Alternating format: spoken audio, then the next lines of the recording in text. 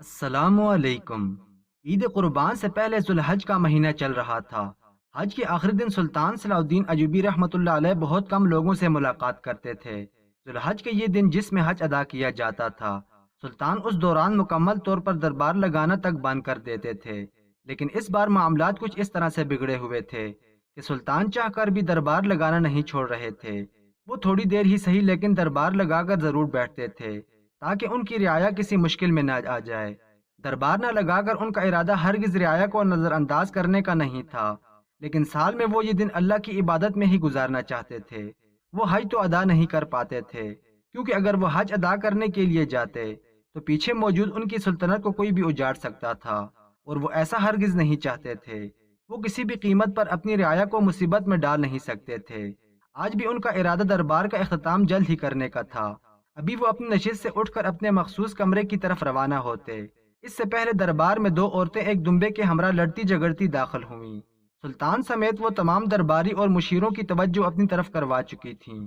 सुल्तान के लिए ये अमल हमेशा नापसंदा रहता था। सुल्तान का कहना था कि ये तो बिनते हवा हैं, इन पर यह सब जेब नहीं देता कि वो अपनी जैसी दूसरी औरतों से लड़ाई करें। लेकिन सुल्तान ने कभी किसी पर जोर जबरदस्ती नहीं की थी। वो दोनों औरतें सुल्तान की नशिस्त के ऐन सामने खड़ी होकर एक दूसरे को गालियां देने लगीं। मजीद ये औरतें एक दूसरे को कुछ कहतीं। इससे पहले सुल्तान की आवाज दरबार में गूंजी तो वो दोनों खामोश हो गईं। ऐसा लगता था जैसे महल में सन्नाटा छा गया। वो गुस्से से कहने लगे, क्या तुम दोनों को मालूम नहीं कि हमारे हुक्म की पासदारी न करने की कितनी बड़ी सजा है? जबकि वो दोनों नफी में सर हिलाकर कहने लगीं, सुल्तान माज़म माफ करिएगा, बस एक दूसरे का चेहरा देखकर हम आपा खो देते हैं। एक औरत थोड़ी समझदार थी, इसलिए मसलहतन अंदाज में बोली।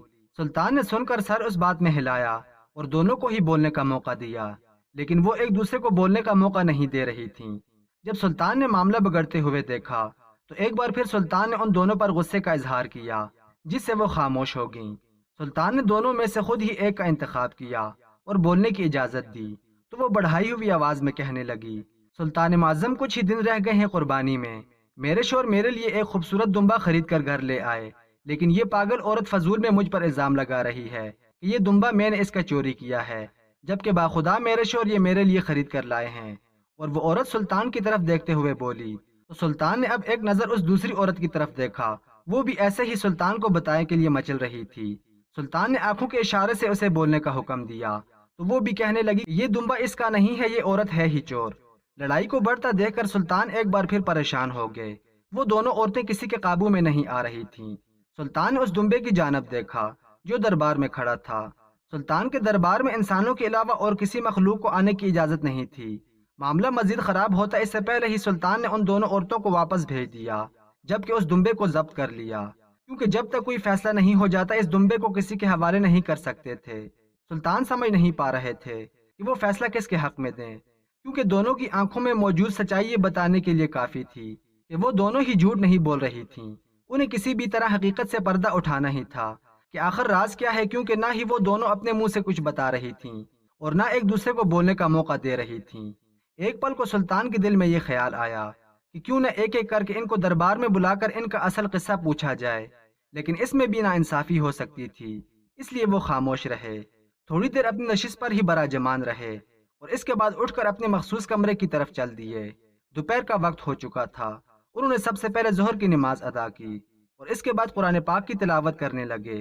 वो हज अदा करने के लिए मक्का मुकरमा जाना चाहते थे, लेकिन अचानक ही एक जंग का ऐलान ईसाई मुल्क की तरफ से हो गया था, जिसकी वजह से सुल्तान मजबूरन ठहर गए। थोड़ी देर बाद वो अपने मखसूस कमरे में जाकर लिबास तब्दील कर चुके थे। अब उनका इरादा अब गश्त पर जाने का था। दोपहर की इस तपती गर्मी में वो बाजार की गश्त के लिए निकल चुके थे। वो अपने शहर के बाजार में आ चुके थे।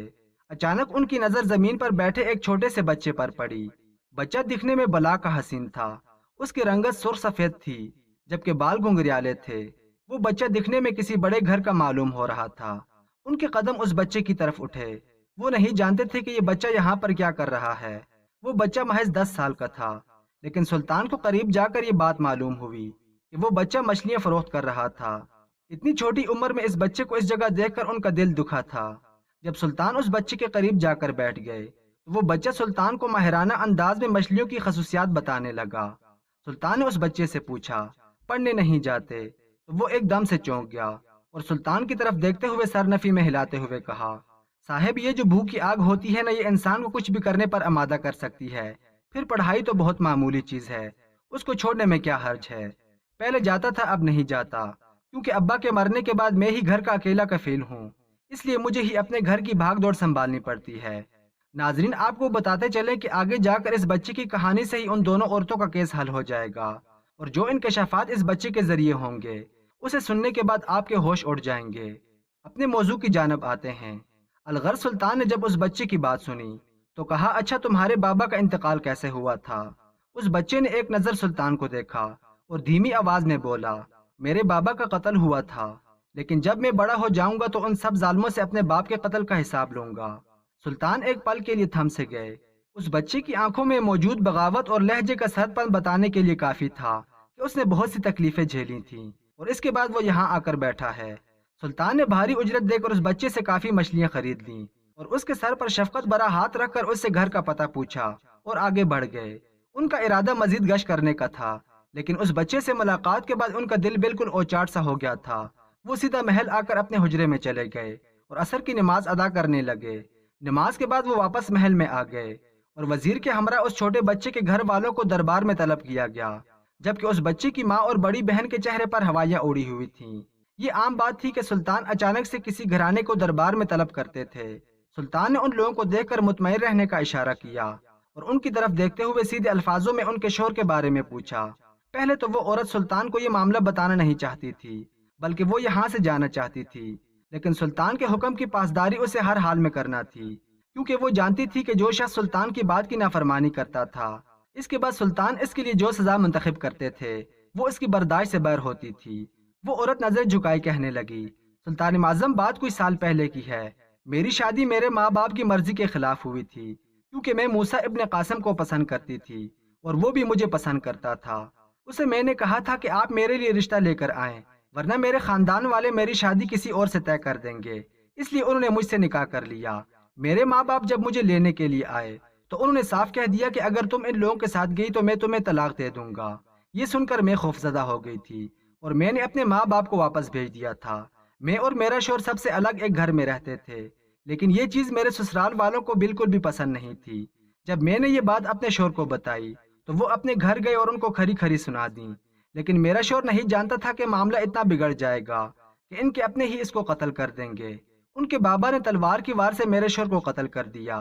یہ واقعہ اتنا پرانا نہیں، بس کچھ سال پہلے کا ہے۔ میری عدت پوری ہوتے ہی میرا چھوٹا بیٹا کام کے سلسلے میں باہر چلا گیا اور مچھلیاں فروخت کرنے لگا۔ اللہ میرے بیٹے کو لمبی زندگی دے۔ وہ عورت روتے ہوئے ایک ہی بات کی گردان کر رہی تھی، لیکن سلطان کی سوچوں کا مرکز اس عورت کا سسرال تھا، کیونکہ وہاں پر ایسا راز دفن تھا جس سے یہ بات معلوم ہونی تھی کہ اس آدمی کا قتل کس وجہ سے کیا گیا تھا۔ یہ عورت تو محض شک کی بنیاد پر بات کر رہی تھی۔ سلطان نے اس عورت کو وہاں سے بھیج دیا اور رات کو بھیس بدل کر اس گھر کی طرف روانہ ہو گئے جہاں پر اس کا سسرال رہائش پذیر تھا۔ وہ گھر نہیں بلکہ ایک حویلی تھی جہاں پر بہت سے لوگ رہتے تھے، لیکن وہاں پر جا کر جو سچ ان پر کھلا وہ ان کو ہلا چکا تھا۔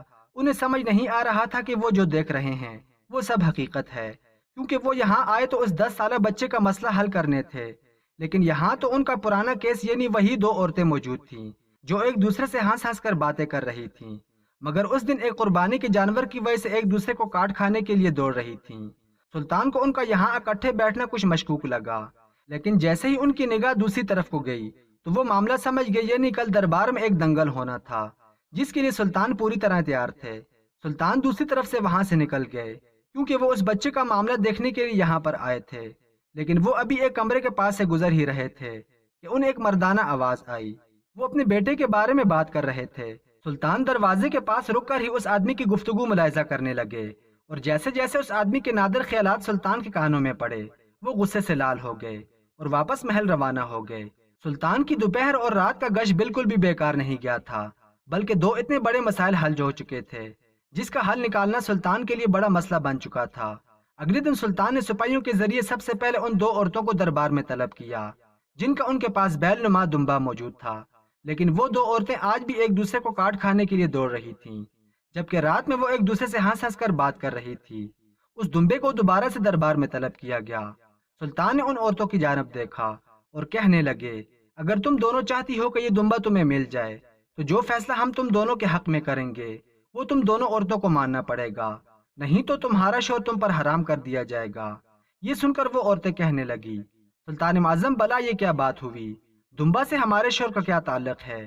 یہی بات دربار میں موجود ہر شخص کے دماغ میں چل رہی تھی، لیکن سلطان کچھ اور ہی سوچ بیٹھے تھے۔ سلطان نے گرجدار آواز میں دونوں کو خاموش رہنے کا حکم دیا اور ایک بار پھر اپنی بات پر زور دینے لگے تو وہ دونوں مان گئیں۔ سلطان نے سپاہی کو حکم دیا کہ اس دمبے کو آگے لایا جائے اور ان دونوں عورتوں کو بھی اس دمبے کے عین سامنے کھڑا کر دیا اور اپنی نشست سے نیچے اتر کر ان عورتوں کی جانب دیکھتے ہوئے کہنے لگے، اپنی ایک ٹانگ اٹھاؤ اور اس دمبے کے منہ پر مارو۔ اگر یہ دمبا تم دونوں میں سے جس کی یہ حرکت برداشت کر لیتا ہے تو یہ دمبا اس کا ہوا، لیکن اگر اس نے تم دونوں کی یہ حرکت برداشت نہ کی تو پھر ہم تم دونوں کے شوہروں کو بلا کر ان کو یہ تاکید کریں گے کہ تمہیں طلاق دے دی جائے اور یہ دمبا بھی ضبط کر لیا جائے گا۔ جبکہ وہ عورتیں سلطان کو دیکھ رہی تھیں کہ یہ کیسا فیصلہ ہے۔ ان میں سے ایک عورت بڑی سمجھدار تھی، وہ سلطان سے کہنے لگی، سلطان معظم یہ تو ایک بے جان جانور ہے، اگر ہم اس کو ٹانگ ماریں گے تو اسے تکلیف ہوگی اور ایک بے زبان اور قربانی کے جانور کو ایسی اذیت نہیں دی جاتی۔ وہ عورت یہ بول کر خاموش ہو گئی تھی۔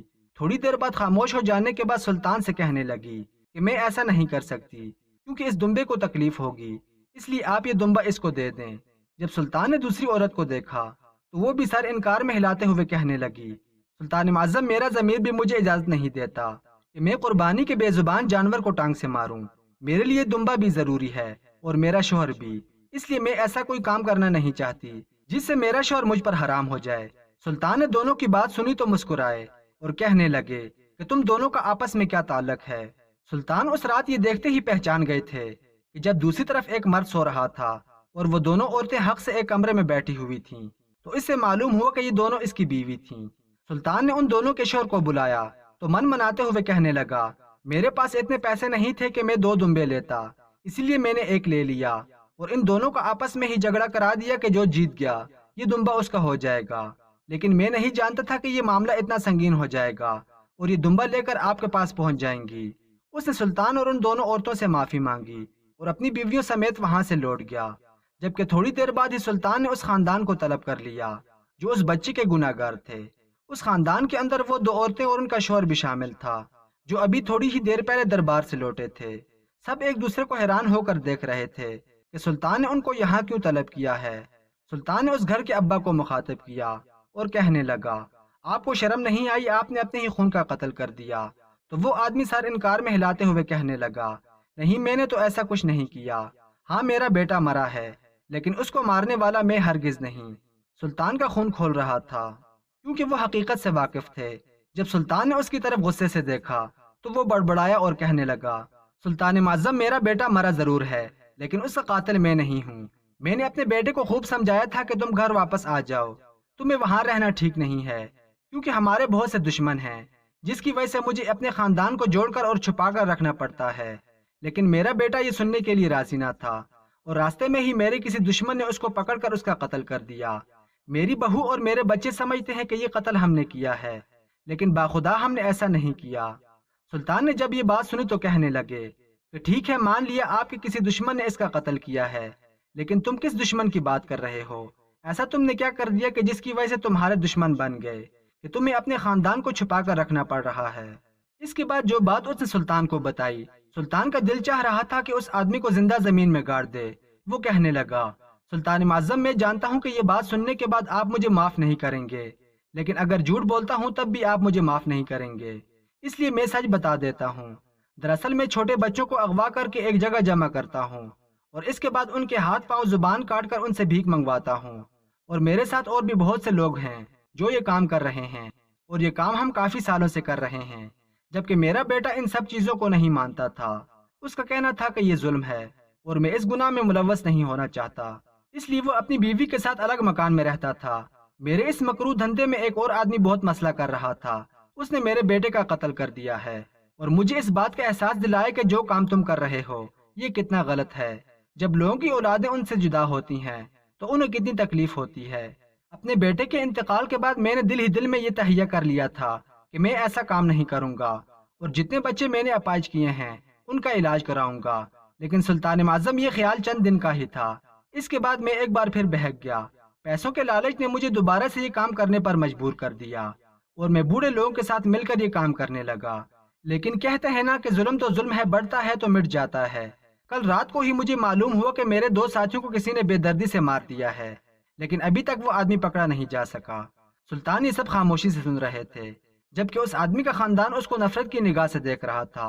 اس کے بعد سلطان نے اس آدمی کو قید با مشقت دے دی اور اس کے خاندان کو باعزت بری کر دیا، اور یہ بات اس 10 سالہ بچے تک بھی پہنچائی گئی کہ اس کے باپ کے قاتل کوئی اور ہے، اس کے دودیال والے نہیں ہیں۔ اس کے بعد سلطان نے خود اس بچے کی کفالت کی اور اس بچے کو ایک اچھی درسگاہ میں داخلہ دلوایا۔